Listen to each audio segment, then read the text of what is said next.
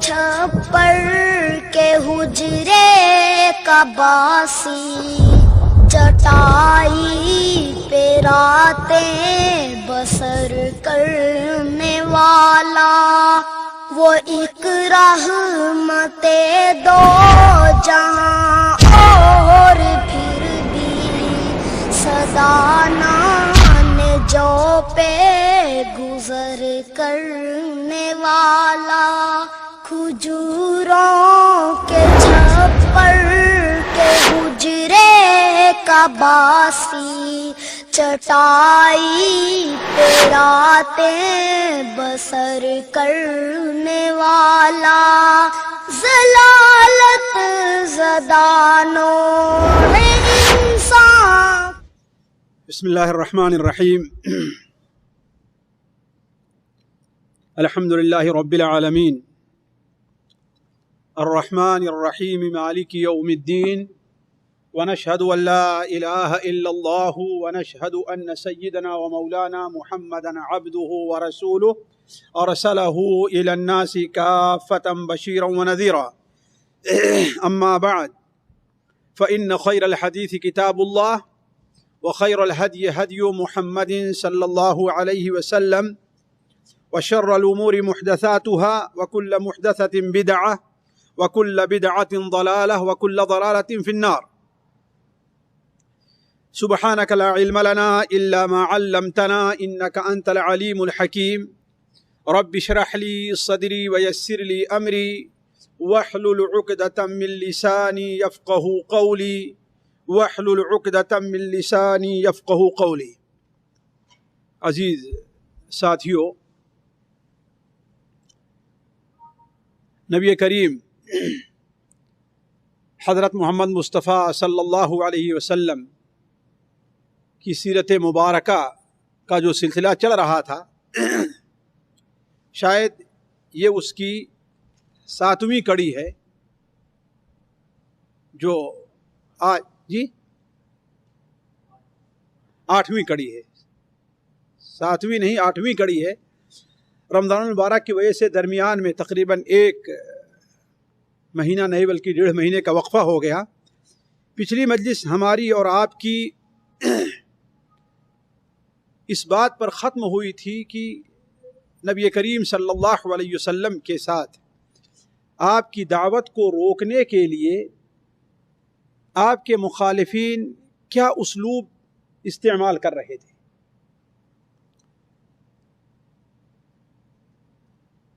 بات چلتے چلتے یہاں تک پہنچی کہ جب ان کی ایذا رسانی حد سے آگے بڑھ گئی تو نبی کریم صلی اللہ علیہ وسلم نے صحابہ کرام رضوان اللہ علیہم اجمعین کو مکہ مکرمہ سے حبشہ کی طرف ہجرت کی اجازت دی، لیکن کفار نے مسلمانوں کو وہاں بھی سکون نہیں لینے دیا. ان کی مکمل کوشش رہی کہ کسی بھی طریقے سے ان کو وہاں واپس بلا لیا جائے، لیکن وہ اس میں کامیاب نہیں ہوئے. انہوں نے تمام حربے استعمال کیے، اذیتیں دی، پروپیگنڈا کیا، آپ کے خلاف دوسروں کو ابھارا، آپ کو شاعر، مجنون، جو بھی الفاظ ہو سکتے تھے آپ کے لیے استعمال کیا، آپ کو تنگ کیا گیا، ہر طریقے سے کوشش رہی لیکن اس میں کامیاب نہیں ہوئے. حتیٰ کہ اب انہوں نے یہ دیکھا کہ مسلمانوں کے لیے ایک جائے پناہ کا انتظام ہو گیا ہے. انہیں خطرہ تھا کہ دھیرے دھیرے باقی مسلمان بھی مکہ مکرمہ سے ہجرت کر کے حبشہ کو چلے جائیں گے، اور جب وہاں پر اکٹھا ہو گئے، وہ ایک طور پر جمع ہو جائیں گے، تو کوئی بعید نہیں کہ ایک بار پھر دوبارہ واپس آ کر کے ہمارے اوپر حملہ کریں. اور ان کے سامنے ابرہا کی تاریخ تھی کہ ابرہا نے ہاتھی کے ذریعے، جو اصل حبشہ ہی کا رہنے والا تھا، اس نے ہاتھی ہی کے ذریعے حملہ کرنا چاہا. تو خطرہ یہ تھا کہ یہ مسلمانوں کی جماعت بھی جب وہاں اکٹھا ہو جائے گی تو ہمیں دوبارہ سکون اور چین سے نہیں رہنے دیں گے. ادھر مسلمانوں کو اللہ تبارک و تعالیٰ کی طرف سے یہ ایک عجیب مدد یہ ملی کہ دو مکہ کے بڑے اہم، جن کا شمار بہادروں اور پہلوانوں میں تھا، وہ مسلمان ہو گئے، جیسے حضرت حمزہ رضی اللہ تعالیٰ عنہ اور حضرت عمر ابن الخطاب رضی اللہ تعالیٰ عنہ. ان دونوں کے مسلمان ہونے کے بعد جو مکہ مکرمہ میں ایک تبدیلی آئی تھی وہ یہ تھی کہ اب تک جو کمزور مسلمان تھے وہ اپنے دین کو چھپائے ہوئے تھے. خانہ کعبہ میں وہ نماز نہیں پڑھتے تھے. اللہ کے رسول صلی اللہ علیہ وسلم یہ جرأت کرتے تھے کہ وہ نماز پڑھیں. حضرت ابوبکر صدیق رضی اللہ عنہ جرأت کرتے تھے کہ اس کا اعلان کریں، لیکن خانہ مسجد حرام کے اندر وہ بھی نماز پڑھنے کی جرأت نہیں کرتے تھے. لیکن حضرت عمر فاروق رضی اللہ تعالیٰ عنہ کے مسلمان ہو جانے کے بعد اب مسلمان، حتیٰ کہ کمزور مسلمانوں کو یہ جرأت ہوئی، جیسا کہ پچھلی مجلس میں حضرت عبداللہ ابن مسعود رضی اللہ تعالیٰ عنہ کا یہ بیان گزر چکا ہے. وہ کہتے تھے کہ ہم لوگ خانہ کعبہ یعنی مسجد حرام میں نماز نہیں پڑھ سکتے تھے، یہاں تک حضرت عمر مسلمان ہو گئے. اور روایات میں آتا ہے، جس کی صحت مشکوک ہے لیکن یہ ممکن ہے، کوئی بعید نہیں ہے، کہ حضرت حمزہ رضی اللہ تعالیٰ عنہ اور حضرت عمر فاروق رضی اللہ تعالیٰ عنہ یہ دونوں ہتھیار لے کر کھڑے ہو جاتے اور مسلمان جو کمزور مسلمان تھے انہیں کہتے کہ آؤ مسجد حرام میں نماز پڑھو، دیکھیں تمہارا کون کیا بگاڑتا ہے. تو یہ چیز کفار کو کیا ہے بہت ہی پریشان کن تھی ان کے لیے. اب جب یہ دونوں بہادر مسلمان ہو چکے تھے تو ہوا یہ تھا کہ دین میں داخل ہونے والوں کی تعداد میں بھی آہستہ آہستہ اضافہ ہو رہا تھا، حتیٰ کہ باہر سے آنے والے بھی کچھ لوگ مسلمان ہو کر کے جا رہے تھے، جیسے طفیل ابن عمر دوسی رضی اللہ تعالیٰ عنہما ہیں، اور ان کا ذکر پچھلی مجلس میں آ چکا ہے. اس لیے کفار نے مکہ کے جتنے لوگ تھے سوا بنو ہاشم اور بنو مطلب کے، بنو ہاشم میں صرف ایک شخص تھا جو ان کا ساتھ دے رہا تھا، ابو لہب. انہوں نے ایک میٹنگ کی، دارالندوہ میں بیٹھے، ایک پلاننگ کی کہ یا تو بنو ہاشم جن کے سب سے بڑے سردار ابو طالب تھے، یا تو اس بات پر تیار ہو جائیں کہ محمد اللہم صلی علی محمد انہیں ہمارے حوالے کر دیں، اور یا پھر ان کے ساتھ ہم مکمل بائیکاٹ کرتے ہیں. تاریخ کے اندر یہ چیز عربی میں مقاطعہ کے نام سے یہ واقعہ جانا جاتا ہے، اردو میں اس کا ترجمہ عام طور پر مکمل بائیکاٹ کہتے ہیں. اور یہ ایک بڑا اہم واقعہ ہے تاریخ کا کہ پورے مکہ کے لوگوں نے یہ طے کیا، حتیٰ کہ ایک دستاویز لکھی گئی. مشہور روایات کے مطابق اس کا لکھنے والا بغید ابن عمرو تھا، جس کا ہاتھ شل ہو گیا. جس کا ہاتھ شل ہو گیا وہ دوبارہ اپنے ہاتھ سے کوئی کام نہیں کر سکا. یہ تحریر لکھی گئی جس کے اندر چند نقاط تھے. پہلا نقطہ تو یہ تھا کہ بنو ہاشم اللہ کے رسول صلی اللہ علیہ وسلم یعنی محمد صلی اللہ علیہ وسلم مسلمان اور بنو ہاشم اور بنو مطلب میں سے جو لوگ ان کا ساتھ دیتے ہیں ان کے ساتھ مکمل خاندانی طور پر معاشرتی طور پر ان کا بائیکاٹ کیا جائے، نہ ان کے ساتھ اٹھا اور بیٹھا جائے، نہ ہی شادی بیاہ ان کے ساتھ کیا جائے، نہ ان کے ساتھ لین دین کا معاملہ رکھا جائے، حتیٰ کہ خرید و فروخت بھی ان کے ساتھ نہ کیا جائے، حتیٰ کہ بات یہاں تک پہنچی کہ ان کے ساتھ بات بھی نہ کی جائے۔ اب ظاہر بات ہے یہ بڑا ہی مشکل مرحلہ ہوا کرتا ہے، اور اسی کے ساتھ ساتھ یہ خطرہ بزا تھا کہ کسی وقت بھی غافل پا کر کے ہمیں نبی کریم صلی اللہ علیہ وسلم کو یہ لوگ قتل بھی کر سکتے ہیں۔ لہذا اس کے لیے ابو طالب نے تمام بنو ہاشم کو اور بنو مطلب کو اکٹھا کیا، جو لوگ مسلمان ہوئے تھے وہ بھی اور جو لوگ کافر تھے وہ بھی، سارے لوگ اکٹھا ہوئے اور یہ عہد کیا کہ محمد صلی اللہ علیہ وسلم ان کی حفاظت کرنی ہے۔ لہذا آج اگر آپ مسجد حرام میں وہاں پر کھڑے ہوں جہاں پر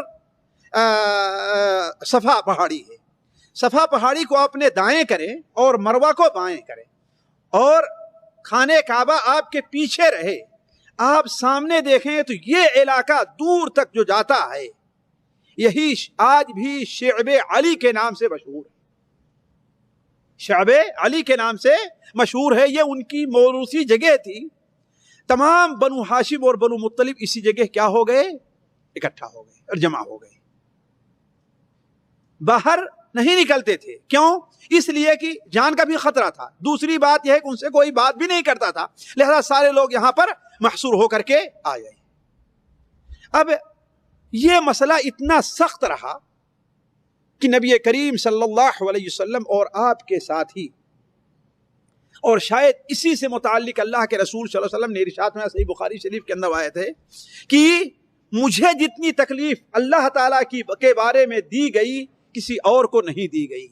کہا میرے اوپر ایک ایسا وقت گزرا ہے کہ کھانے کو کوئی چیز نہیں ملتی تھی الا ایک ہی تھوڑا سا دانا غلہ جو بغل میں بلال چھپا کر کے لے آیا کرتی تھی، یعنی اتنی بھی ہمت نہیں ہوتی تھی کہ کسی برتن میں سامنے لے کر کے جائیں۔ اب آپ لوگ خود ہی سمجھ سکتے ہیں بغل میں جو چیز چھپا کر کے لائی جائے گی اس کی مقدار کتنی ہوگی، ذرا سوچیں کتنی مقدار ہوگی۔ کہا کہ صرف وہی چیز ہمیں کھانے کو ملتی تھی، اس کے علاوہ اور کوئی چیز کھانے کو ملتی نہیں تھی۔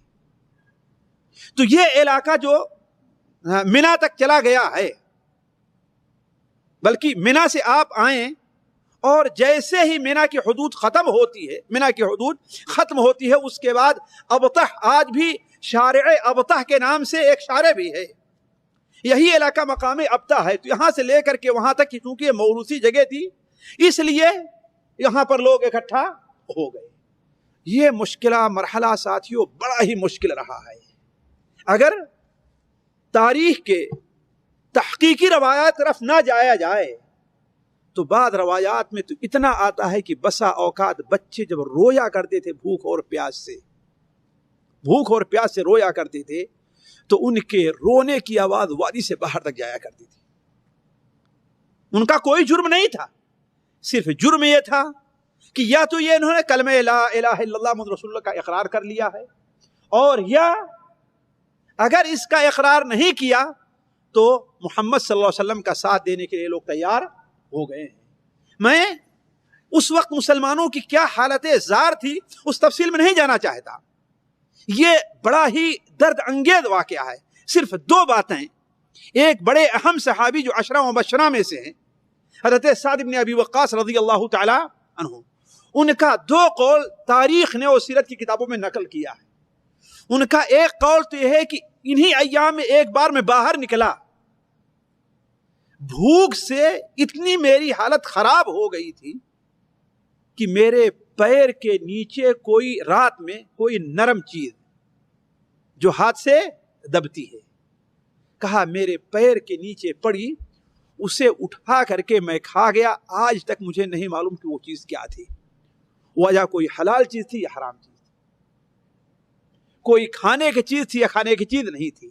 بس صرف یہ ہے کہ چونکہ نرم اور ملائم ہے، پتھر نہیں ہے، لکڑی نہیں ہے، وہ چیز میرے سامنے ہاتھ نیچے پڑی تو اسے ہم نے اپنے منہ میں ڈال لیا. آج تک مجھے پتا نہیں ہے کہ ہاں وہ چیز کیا تھی. خود حضرت سعد بن ابی وقاص بیان فرماتے ہیں کہ اللہ کے رسول صلی اللہ علیہ وسلم کے ساتھ میں تھا. ایک بار مکے کی طرف نکلا تو مجھے رات میں پیشاب کرنے کی خواہش ہوئی.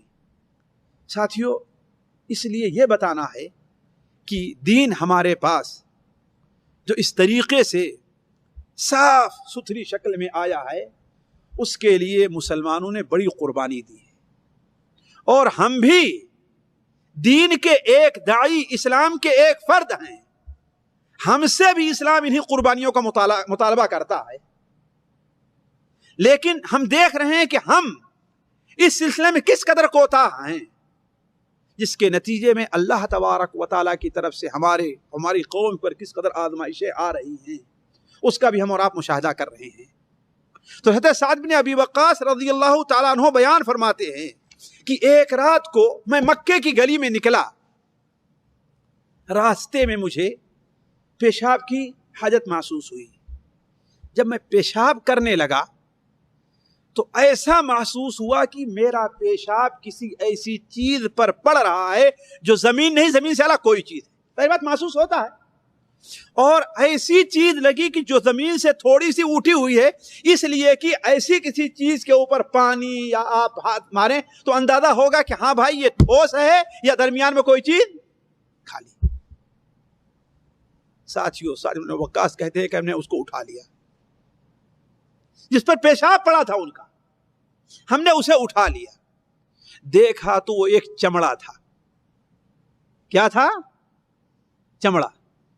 اللہ بہتر جانتا ہے، کسی ذبح کیے ہوئے جانور کا چمڑا تھا، کسی مردہ جانور کا چمڑا تھا، اللہ بہتر جانتا. لیکن اس وقت کی پریشانی دیکھیں آپ، اس قدر بھوک لگی تھی، اس قدر پریشانی تھی. کہا کہ ہم نے اسے اٹھا لیا، پانی سے دھویا اس کو. ہم نے دھونے کے بعد اسے آگ پر بھونا، پھر اس کے صفوف بنایا ہم نے، اور 3 دن تک اس پر ہم نے گزارا کیا. کتنا؟ 3 دن تک ہم نے اس پر گزارا کیا ہے. ساتھیوں، یہ صورتحال تھی. اور 1 دن نہیں، 1 مہینہ نہیں، 6 مہینے نہیں، 1 سال نہیں، 2 سال نہیں، مستقل 3 سال تک نبی کریم صلی اللہ علیہ وسلم اس وادی میں محرم 7 ہجری کے اندر داخل ہوئے ہیں. محرم 7 نبوی میں، ہجری میں نہیں، نعوذ باللہ من ذلک، 7 نبوی میں آپ صلی اللہ علیہ وسلم داخل ہوئے ہیں. اور 10 نبوی میں جا کر کے کہیں اس وادی سے آپ اور آپ کے ساتھیوں سے نکلنا نصیب ہوا ہے. لیکن ہوا کیا ہے ساتھیوں؟ اس سلسلے میں سیرت کی کتابوں میں متعدد باتیں ہیں، لیکن کوئی بھی صحیح روایت اب تک مجھے نہیں مل سکی اس سلسلے میں کہ آخر نکلنے کا سبب کیا بنا ہے. لیکن اتنی بات ضرور ہے کہ کچھ لوگوں نے، جنہوں نے مسلمانوں کو وہاں سے نکالنے کی کوشش کی ہے، ان کی تعریف نبی کریم صلی اللہ علیہ وسلم کی زبانی وارد ہے حدیث کی کتابوں میں. البتہ اہل تاریخ میں، اہل سیر کے نزدیک مشہور یہ ہے کہ ایک کفار کے ایک مشہور شخص کافر تھے، اس لیے کہ یہ جو تحریر لکھی گئی تھی اس پر سارے کے سارے لوگ خوشی سے موافق نہیں تھے. لیکن چونکہ عام رائے یہ تھی، اور خصوصاً بڑے بڑے سردار ابو جہل ہے، ابو لہب ہے، ان لوگوں کی اس پر موافقت تھی، لہذا کچھ لوگوں نے جو بڑے ہی نرم دل، بڑے ہی اچھے دل کے تھے، ان لوگوں نے بھی اس پر موافقت کی اور اس کا ساتھ دیا ہے.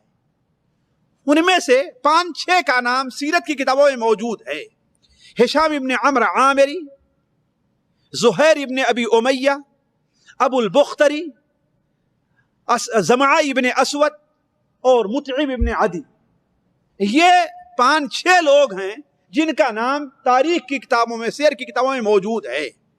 جو سیرت بتلاتی ہے وہ یہ ہے کہ سب سے پہلے ہشام ابن عمرو عامری یہ کیا کرتے تھے کہ کفر پر ہونے کے باوجود بھی جو کچھ بھی ان سے ہو سکتا تھا رات میں چھپ چھپا کر کے نبی کریم صلی اللہ علیہ وسلم مسلمانوں کو کچھ چیزیں پہنچا دیا کرتے تھے، اور بعد تاجروں کے ساتھ مل کر کے سستے میں گلے انہیں مسلمانوں کو دلوا دیا کرتے تھے۔ کیوں؟ اس لیے کہ ان لوگوں کا معمول یہ تھا کہ اگر کوئی باہر سے قافلہ آتا، تاجر آتا جو مسلمانوں کی حالت کو نہیں جانتا تھا، اگر مسلمان نکل کر کے ان سے خریدنا چاہتے تو یہ لوگ خود بڑھ کر کے اسے منع کرتے اور اس سے زیادہ قیمت دے کر کے اسے خرید لیتے تھے۔ لیکن ہشام ابن عمرو عامری اگرچہ کفر پر تھے، انہوں نے یہ کیا کہ چھپ چھپا کر کے رات کی تاریکی میں مطعم ابن عدی اور حکیم ابن حزام یہ لوگ چھپ چھپا کر کے نبی کریم صلی اللہ علیہ وسلم صحابہ کرام تک کچھ چیزیں پہنچا دیا کرتے تھے۔ صحابہ کرام کو یہ چیز میں ذہن سے میرے نکل گئی، صرف ایک وقت تھا سال میں کہ انہیں کچھ باہر نکلنے کا موقع ملتا اور کچھ چیزیں خرید سکتے تھے۔ وہ کب؟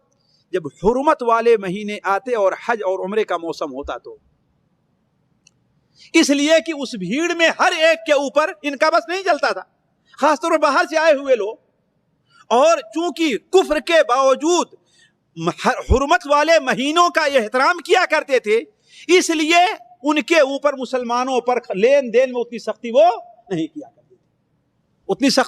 نہیں کیا کرتے تھے۔ اس کے باوجود پورے سال ان کے اوپر مکمل طور پر پابندی رہا کرتی تھی۔ تو ایک دن ہوا یہ کہ حکیم ابن حزام جو حضرت خدیجہ رضی اللہ تعالی عنہا کے بڑے قریبی بھتیجے یا ایسے ان کا کوئی رشتہ تھا، وہ رات میں اپنے غلام کے ساتھ کوئی کھانے پینے کی چیز بھیج رہے تھے اپنی پھوپھی کو کہ ابو جہل بدبخت مل گیا وہاں پر، اور اس نے غلام کو پکڑ کر کے اس سے چھیننا چاہا، لیکن ابو البختری یا ان میں سے کوئی ایک نے کہا کہ یہ کیا تماشا ہے، اگر کوئی آدمی اپنی پھوپھی کو اپنی طرف سے کچھ بھیجنا چاہتا ہے تو تم روک کیوں رہے ہو؟ تو کہنے کا مطلب 3 سال گزر رہے تھے کہ کچھ لوگوں کے اس کے اوپر رحم آیا، پہلے سال رحم نہیں آیا، دوسرے سال رحم نہیں آیا کہ میرے قتل سے کیا ہے جفا سے توبہ، ہائے اس زود پشیمہ کا پشیمہ ہونا، کہ اب اتنی دیر کے بعد کیا اسے شرمندگی ہو رہی ہے۔ علی کل حال ہشام ابن عمرو سب سے پہلے یہ زہیر کے پاس جاتا ہے اور کہتا ہے کہ زہیر یہ بتائیے کیا تمہیں یہ پسند ہے کہ ہم لوگ کھائیں اور پئیں، ہمارے بچے ہر چیز ان کو ملے، لیکن مسلمانوں کو، محمد اور بنو ہاشم کو کوئی چیز کھانے کو نہ ملے؟ کہتے ہیں کہ میں تو پہلے بھی اس پر راضی نہیں تھا، لیکن میں اکیلے کیا کر سکتا ہوں؟ کہا کہ ایک آدمی اور تیار ہے۔ کہا وہ کون؟ کہا میں ہوں۔ کہا پھر تیسرا ڈھونڈو۔ تو وہ لوگ مطعم ابن عدی کے پاس گئے، مطعم ابن عدی کے پاس گئے، مطعم ابن عدی سے ذکر کیا، مطعم ابن عدی نے کہا کہ میں اکیلے کیا کر سکتا ہوں، کوئی میرے ساتھ ہو تو اس جو پروانہ لکھ کر کے لٹکایا ہوا اسے پھاڑ دیں ہم اس صحیفے کو۔ تو کہا کہ ایک آدمی اور تیار ہے۔ کہا کون؟ کہا میں ہوں۔ کہا کسی تیسرے کو ڈھونڈو۔ اس طریقے سے یہ 5-6 آدمی تیار ہو گئے، ہشام ابن عمرو، ابو البختری، زہیر ابن ابی امیہ، اسود ابن زمعہ اور مطعم ابن عدی، بعض روایت حکیم ابن حزام کا، یہ 6 تیار ہو گئے، اور رات کے اندر ایک پلاننگ کیا کہ صبح چاشت کے وقت ہمیں حرم میں چلنا ہے، جب سارے لوگ بیٹھے رہیں گے تو ایک آدمی کھڑے ہو کر کے اس کا اعلان کرے گا۔ چنانچہ یہ سب ایک ایک کر کے مسجد حرام پہنچے اور ہر ایک نے طواف کیا، اس لیے کھانے کا وقت طواف کیا کرتے تھے۔ طواف کیا، طواف کرنے کے بعد اس مجلس میں جس میں ابو جہل اپنے ساتھیوں کے ساتھ بیٹھا ہوا تھا، ابو البختری سب سے پہلے کھڑے ہوتے ہیں، اور نبی کریم صلی اللہ علیہ وسلم نے ابو البختری کے اس احسان کو آپ کبھی نہیں بھولے۔ چنانچہ غزوہ بدر کے موقع پر جب ابو البختری، یہ سارے لوگ کافروں کی طرف سے شریک تھے. تو آپ نے کہا کہ بنو ہاشم کے کچھ لوگ نہ چاہتے ہوئے بھی فوج میں، کافروں کی فوج میں ہیں، انہیں قتل نہ کرنا، انہیں گرفتار کرنا چاہا. اور کہا کہ ابو البختری بھی انہی لوگوں میں ہے جنہیں تم قتل نہ کرنا، انہیں گرفتار کر لینا. لیکن ابو البختری چونکہ مکے سے ایک آدمی کا ساتھ کر کے آئے تھے کہ ہم دونوں ایک ساتھ اپنی طرف سے دفاع کریں گے، لڑیں گے، جب ان کا ساتھی قتل ہونے کے قریب ہوا اور ایک انصاری نے اس پر حملہ کرنا چاہا تو ابو البختری اس کی طرف سے دوڑا دفاع کرنے کے لیے. اس نے کہا انصاری صحابی نے کہ ابو البختری، ہمارے نبی نے منع کیا ہے کہ تمہیں میں قتل نہ کروں، اس لیے آپ الگ ہو جائیں، آپ کو نہیں قتل کرنا چاہتا. کہا میرے ساتھی کو، کہا نہیں، آپ کے ساتھی کو تو نہیں چھوڑوں گا میں. تو ابو البختری نے کہا کہ اگر میرا ساتھی نہیں بچتا ہے تو میں بھی نہیں بچوں گا. عرض کرنے کا مقصد کہ نبی کریم صلی اللہ علیہ وسلم نے ابو البختری کے اس احسان کو آپ نے بھولا؟ آپ بھولے نہیں تھے. آپ نے غزوہ بدر کے موقع پر جن لوگوں کو قتل نہ کرنے، انہیں صرف گرفتار کرنے کا حکم دیا تھا، ان میں ابو البختری بھی تھے، ابو البختری بن ہشام. تو کہنے کا مطلب یہ ہے کہ ابو البختری سب سے پہلے کھڑے ہوئے اور کہا کہ اے مکہ کے لوگوں، کیا تمہیں یہ پسند ہے کہ بنو ہاشم کے بچے بھوکے رہیں، بھوک اور پیاس سے مریں، اور ہمارے بچے امن و چین سے رہیں اور کھاتے پیتے رہیں؟ اللہ کی قسم یہ ظلم ہے، میں اس پر کبھی راضی نہیں ہوتا، اور اس پروانے کو، اس صحیفے کو اٹھا کر کے پھاڑ دوں گا میں، جو خانے کعبہ پہ لٹک رہا تھا. ابو جہل نے کہا تم جھوٹ بول رہے ہو، وہ کبھی نہیں پھاڑا جائے گا. اس پر ہشام ابن عمرو نے کہا کہ نہیں، تم جھوٹ بول رہے ہو، پھاڑا جائے گا. ہشام ابن عمرو کا بولنا تھا کہ زہیر بھی بول پڑے، حکیم ابن حزام بھی بول پڑے، مطعم ابن عدی بھی بول پڑے. تو ابو جہل ظاہر بات بیوقوف تو تھا نہیں، اگرچہ کافر تھا لیکن بڑا ہوشیار تھا. کہا اچھا یہ معاملہ تم لوگوں نے رات میں طے کیا ہے، یہ معاملہ تم لوگوں نے رات میں طے کیا ہے. اتنی دیر میں روایات کے مطابق ابو طالب بھی وہاں پر پہنچ گئے. انہیں نبی کریم صلی اللہ علیہ وسلم نے یہ بتا دیا تھا کہ جاؤ، وہ جو صحیفہ لٹکا ہوا ہے اس میں بعض روایات میں ہے کہ صرف اللہ تعالیٰ کا نام باقی ہے، اور باقی ظلم کی جتنی باتیں تھیں ساری دمک کھا گئے. اور بعض روایات میں ہے کہ صرف ظلم باقی ہے، اللہ کے نام کو دمک وہاں سے دمکوں نے ختم کر دیا ہے، تاکہ اللہ تعالیٰ کا نام ظلم کے ساتھ باقی نہ رہ جائے. یہ بات ہونی تھی. ابو طالب پہنچے اور جا کر کے جب پیغام سنایا، لوگ جیسے آگے بڑھتے ہیں، ابو البختری آگے بڑھے، اسے پھاڑے تو دیکھتے ہیں کہ صحیح جیسا اللہ کے رسول فرمایا تھا ویسے اسے پایا ہے. اس طریقے سے ساتھیوں یہ معاملہ ختم ہو گیا اور مسلمانوں کو آزادی مل گئی کہ اب مکے میں جہاں چاہیں آئیں اور جائیں. لیکن ساتھیوں یہ دنیا بھی عجیب ہے. اللہ تبارک و تعالی اس دنیا میں مسلم اور کافر، ان تکونوا تعلمون فإنهم يعلمون كما تعلمون لیکن وترجون من اللہ ما لا يرجون. اس دنیا میں مسلمان بھی بیمار ہوتا ہے اور کافر بھی بیمار ہوتا ہے. اس دنیا میں مسلمان کو بھی چوٹ لگتی ہے اور کافر کو بھی چوٹ لگتی ہے. اس دنیا مسلمان بھی بھوکا اور پیاسا رہتا ہے اور کافر بھوکا اور پیاسا رہتا ہے. اس دنیا میں عذاب یا کوئی ناگہانی صورتحال پیدا ہوتی ہے تو اس سے مسلمان بھی متاثر ہوتا ہے اور کافر بھی متاثر ہوتا ہے، لیکن انجام کے لحاظ سے دونوں کے اندر بڑا فرق ہے. دونوں میں بڑا فرق ہے. وَتَرْجُونَ مِنَ اللَّهِ مَا لَا يَرْجُونَ، تم اللہ تبارک و تعالیٰ سے وہ امیدیں رکھتے ہو، اجر کی، ثواب کی، جنت کی، اچھے بدلے کی، جس کی امید کافر نہیں رکھتے. تو خوشی کے ساتھ دنیا میں ہزاروں غم بھی ہوتے ہیں، جہاں بجتی ہے شہنائی وہیں ماتم بھی ہوتے ہیں. مسلمان 10 ہجری کو، 10 نبوی کو شعب ابی طالب سے باہر آ گئے. اب بظاہر تمام مسلمانوں کو خوشی تھی، جس میں نبی کریم صلی اللہ علیہ وسلم بھی شریک تھے، لیکن اللہ تبارک و تعالی دنیا کا کچھ ایسا نظام بنایا ہے کہ ایک مصیبت ختم ہوتی ہے تو دوسری اس کی جگہ لے لیتی ہے، دوسری ختم ہوتی ہے تو تیسری اس کی جگہ لے لیتی ہے، تیسری ختم ہوتی ہے چوتھی اس کی جگہ لے لیتی ہے۔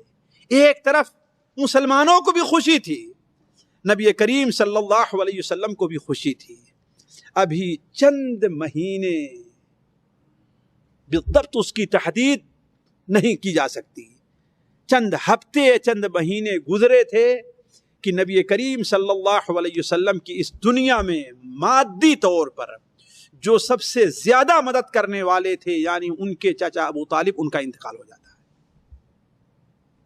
اور ظاہر بات ہے ابو طالب ہی قریش یا مکہ کے مشرکین اور نبی کریم صلی اللہ علیہ وسلم کے درمیان میں کیا تھے؟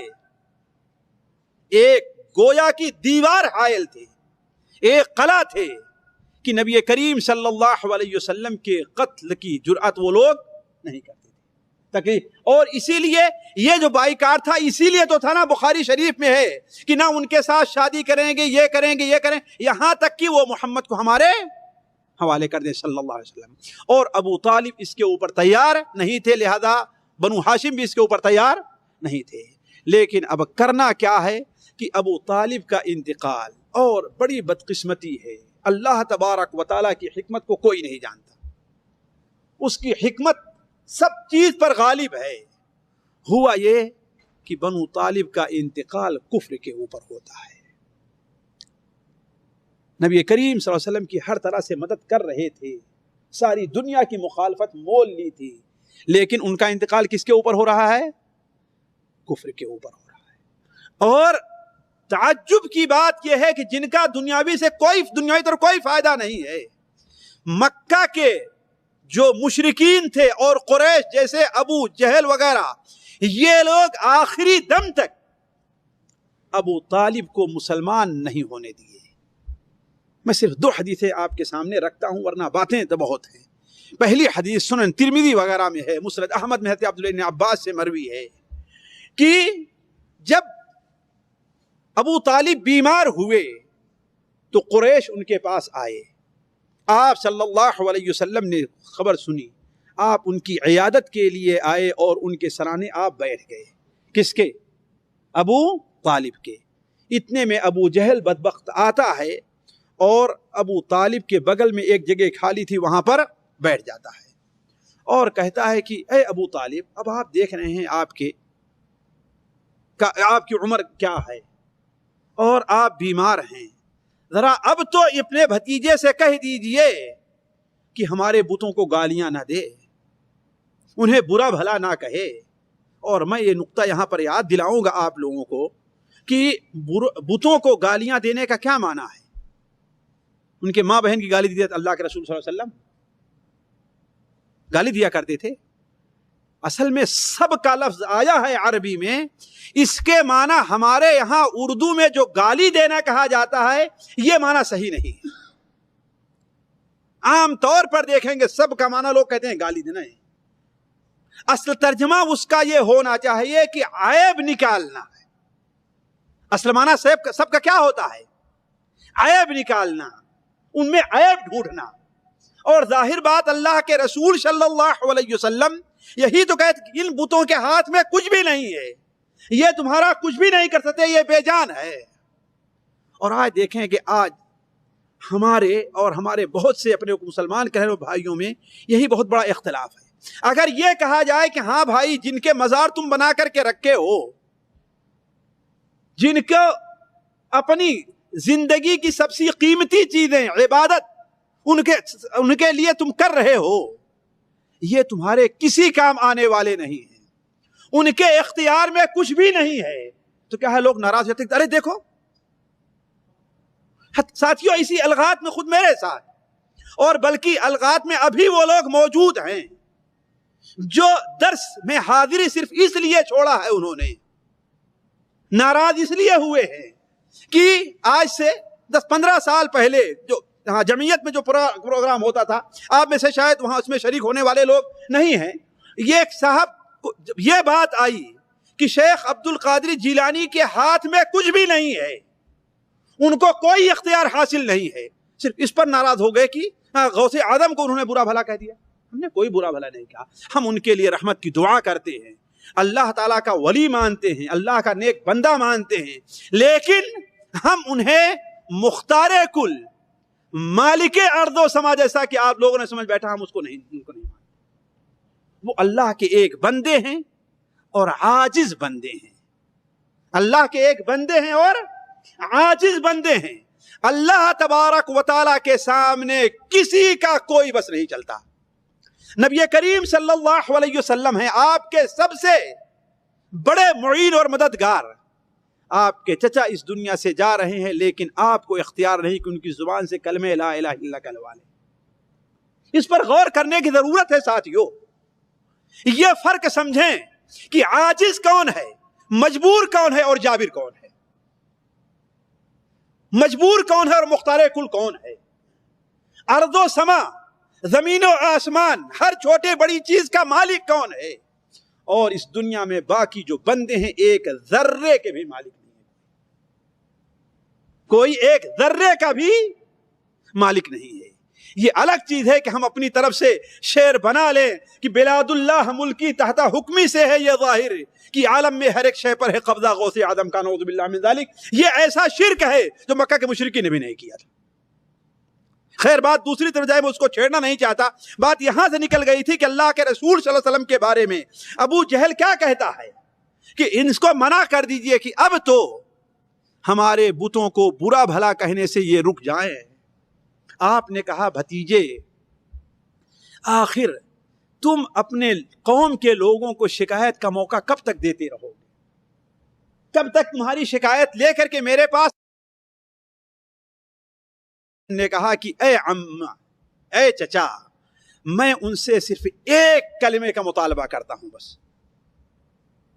اریدہم علی کلمۃ تدین لہم العرب وتؤدی الیہم العجم الجزیہ.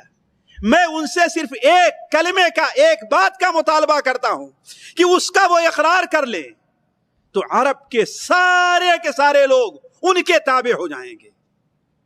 سارے لوگوں پر، سارے عرب پر ان کی حکومت چلے گی، اور عجم کے لوگ انہیں ٹیکس دینا شروع کروا کر. ابو جہل نے کہا ایسے کلمے تو ہم سے 10 کلمے کہلا لو، ایک کلمے کی کیا سی بات ہے. اتنی ایک کلمے سے اگر اتنا بڑا ہمیں کچھ ملنے والا ہے تو ایک کلمہ نہیں 10 کلمہ کہنے کے لیے میں تیار ہوں. چچا نے کہا بھتیجے وہ کون سا کلمہ ہے؟ آپ نے کہا لا الہ الا اللہ محمد الرسول اللہ، یہی وہ کلمہ ہے. تو اس پر کہتے ہیں کہ اجعل الالہۃ الہا واحدا ان ھذا لشیء عجاب. سورہ صاد کی ابتدائی آیتیں، صاد والقرآن ذی الذکر بل الذین کفروا فی عزت و شقاق. جن لوگوں نے کفر کیا ہے وہ گھمنڈ کے اوپر اڑے ہوئے ہیں اپنی، اور مخالفت کر رہے ہیں، اور وہ کہتے ہیں کہ اجعل الالہۃ الہا واحدا ان ھذا لشیء عجاب. اس نے تو تمام معبودوں کو، تمام بزرگوں کو بنا کر کے ایک ہی معبود بنا دیا ہے. ان ھذا لشیء عجاب، یہ تو بڑی عجیب چیز ہے. واللہ سورہ صاد کی ابتدائی آیات کا ترجمہ جا کر کے پڑھ لے. جب ابو طالب کا مرض اور بڑھ گیا، حتیٰ کہ اب یہ آثار ظاہر ہونے لگے کہ اب دنیا سے ان کے رخصت ہونے کا وقت ہے. ساتھیوں یہ تفصیل میں اس لیے رکھ رہا ہوں کہ ہمارے یہاں اردو میں بعض بڑے مشہور سیرت نگاروں نے بدقسمتی سے، جس میں علامہ شبلی نعمانی رحمہ اللہ بھی ہیں، بعض واضح دلائل کے موجود بھی ان سے اتنی بڑی بھول ہو گئی ہے کہ جسے بچکانہ کہا جا سکتا ہے. وہ بھی اس کے اوپر مصر ہیں کہ ہاں ابو طالب مسلمان ہو گئے تھے، اور بعض ضعیف تر روایتوں کو سہارا لے کر کے بخاری اور مسلم کی روایتوں کو انہوں نے ناقابل اعتبار قرار دیا. اس لیے یہ چیز آپ کے سامنے رکھ رہا ہوں کہ جب ابو طالب کا مرض اور بڑھ گیا، یہاں تک کہ اب وفات کے آثار نمایاں ہوئے، آپ صلی اللہ علیہ وسلم نے آخری کوشش کرنی چاہیے ان کے ساتھ. آپ تشریف لے جاتے ہیں، اور یہ حدیث ساتھیوں بخاری اور مسلم میں ہے. بخاری اور مسلم میں حضرت سعید ابن مسیب جو بڑے مشہور تابعی ہیں، ان کے والد مسیب ابن حزن سے مروی ہے، یہ مسیب ابن حزن سے مروی ہے۔ وہ بیان کرتے ہیں کہ جب اللہ کے رسول صلی اللہ علیہ وسلم ابو طالب کے پاس تشریف لے گئے اور ان کی بیماری بہت بڑھ گئی تھی، تو کیا دیکھا کہ ان کے پاس ابو جہل بیٹھا ہوا ہے اور عبداللہ ابن ابی امیہ بیٹھے ہیں، اللہ کے رسول صلی اللہ علیہ وسلم کے سالے، جو بعد میں حضرت ام سلمہ سے شادی، ام سلمہ کے بھائی ہیں، ان کے سالے، آپ کے سالے، وہ دونوں بیٹھے ہوئے ہیں۔ آپ صلی اللہ علیہ وسلم وہاں پہنچے اور کہا کہ اے عم، اے چچا، آپ صرف ایک کلمہ کہہ لیجئے، بس صرف ایک بار اپنی زبان سے کلمہ لا الہ الا اللہ ادا کر لیجئے، اس لیے کہ دل سے مانتے تھے، وہ اللہ کے رسول صلی اللہ علیہ وسلم کو اللہ کا رسول مانتے تھے، اس پر ان کا یقین تھا۔ لیکن ساتھیو، اسی لیے علماء کلمے کی شرائط میں یہ لکھتے ہیں کہ علم ہونا چاہیے، یقین ہونا چاہیے اور اقرار ہونا چاہیے، اقرار کے ساتھ ساتھ کیا ہونا چاہیے؟ اس کے تابع فرمان بھی، اس غلامی بھی انسان آنا چاہیے۔ صرف دل سے مان لینا، یقین کر لینا، یہ کافی نہیں ہے۔ آپ نے کہا چچا، آپ یہ کلمہ اپنی زبان سے کہہ دیجئے، لا الہ الا اللہ، میں سن لوں اپنے کان سے، اللہ تعالیٰ کے نزدیک میں آپ کے لیے جھگڑ لوں گا، ضد کر لوں گا، سفارش کر دوں گا آپ کی۔ لیکن عبداللہ ابن ابی امیہ اور ابو جہل کہتا ہے کہ ابو طالب، پوری زندگی جو ہے تم عبد المطلب کے مسلک پر رہے، ان کے دین پر رہے، ان کی شریعت پر رہے، ان کے طریقے پر رہے، اب آخری وقت میں چھوڑ دو گے تو تمہیں لوگ دنیا کے لوگ کیا کہیں گے؟ آپ انہیں ابھارتے رہے کہ یہ کلمہ پڑھ لے، اور وہ دونوں بدبخت ہیں۔ ساتھیو، اسی لیے علماء نے اس حدیث سے ایک فائدہ ذکر کیا ہے کہ برے لوگوں کا ساتھ نہیں کرنا چاہیے، برے لوگوں کا ساتھ اختیار نہیں کرنا چاہیے۔ کیوں؟ برے لوگ برا راستہ ہی آپ کو دکھائیں گے۔ برا آدمی، ایک آدمی شراب پی رہا ہو، آپ کے کمرے میں ایک آدمی ہے جو بے نمازی ہے، فجر کے لیے نہیں اٹھتا ہے، تو وہ کبھی نہیں چاہے گا آپ اٹھ کر کے جائیں، وہ چاہے گا کہ آپ بھی سوتے رہیں۔ یہ بات صحیح کہ نہیں صحیح ہے؟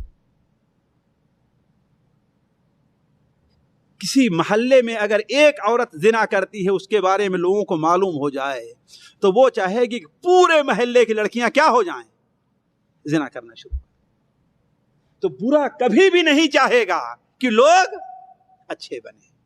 تو اسی لیے علماء کہتے ہیں کہ برے لوگوں کا ساتھ اختیار نہیں۔ لا تصاحب الا مؤمنا، المرء علی دین خلیلہ، یہ اللہ کے فرمان ہے، المرء علی دین خلیلہ فلینظر احدکم من یخالل، آدمی اپنے خلیل، اپنے دوست کے مذہب اور طریقے پر ہوا کرتا ہے، لہذا یہ دیکھو کہ تم کس سے دوستی کر رہے ہو، وہ نیک ہے یا کہ برا ہے۔ تو وہ دونوں اس بات پر مصر رہے ابو طالب کے سامنے کہ نہیں، آپ یہ کلمہ نہ کہیں، آپ آخری عمر میں اپنے باپ دادا کے دین کو نہ چھوڑیں۔